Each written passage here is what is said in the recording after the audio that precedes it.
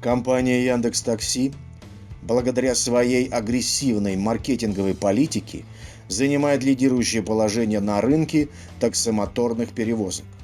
И ее доля продолжает расти.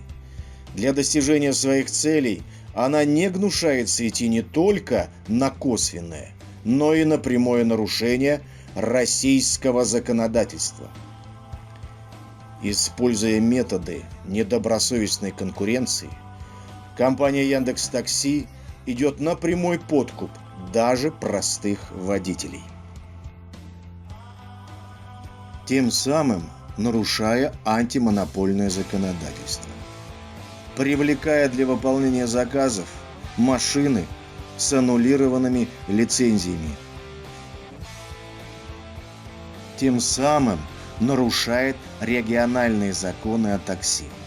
Вместо того, чтобы работать с легальными перевозчиками и водителями, находящимися в штате автопарков, использует в своей работе разветвленную сеть фирм-подключашек.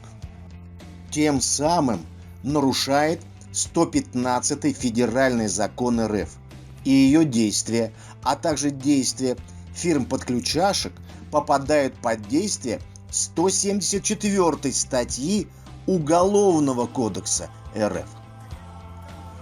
В нарушение указов президента Российской Федерации о создании новых легальных рабочих мест Яндекс.Такси за счет серых и темных схем привлекает к работе вне правовой сферы трудовых иммигрантов, пользуясь их бесправием и незнанием законов Российской Федерации.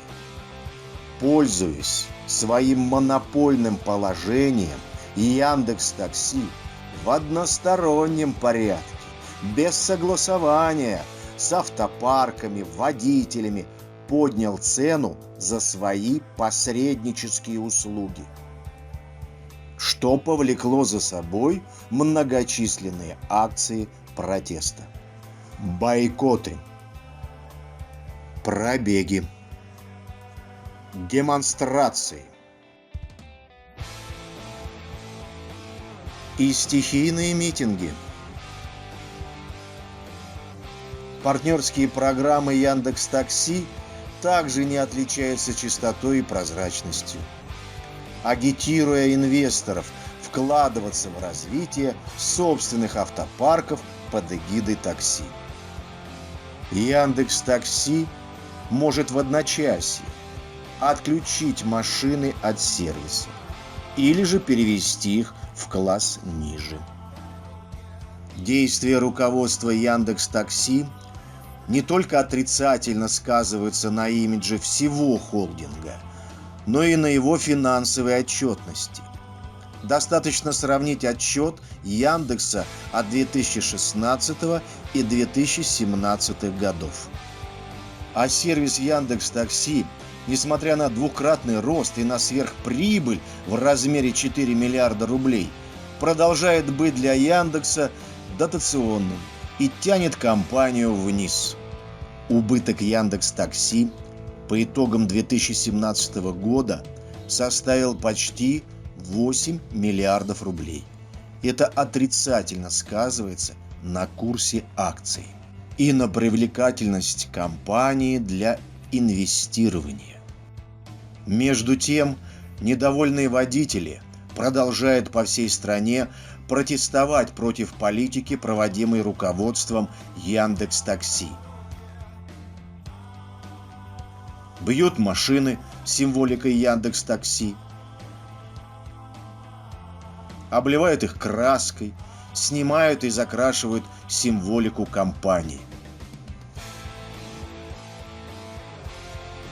Администрация Яндекс.Такси на публику делает вид, что ситуация не критична. Сервис работает в обычном режиме. Количество поездок, заказанных с помощью сервиса Яндекс.Такси в Москве и других городах, растет. Увеличивается и количество водителей на линии. Сегодня их больше, чем в этот же день в прошлой неделе. При этом через свои внутренние ресурсы давит на водителей, запугивает и грозит блокировками. Агрегатор быстро нашел действенный способ борьбы с инакомыслием. Вот такие смс не присылают. Заниженные тарифы Завышенные проценты агрегаторов приводят к тому, что водители вынуждены жить и спать в машинах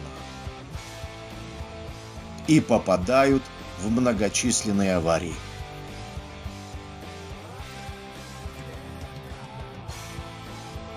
Нервы многих таксистов не выдерживают.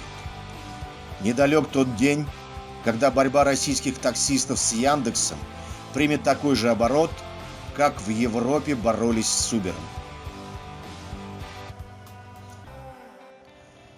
Тем более, что первый сигнальный дым уже появился. Дым всегда предвещает появление огня. Если владельцы и акционеры Яндекса, а также чиновники не примут шагов к урегулированию противоречия на рынке такси, из этого дыма может разгореться пламя.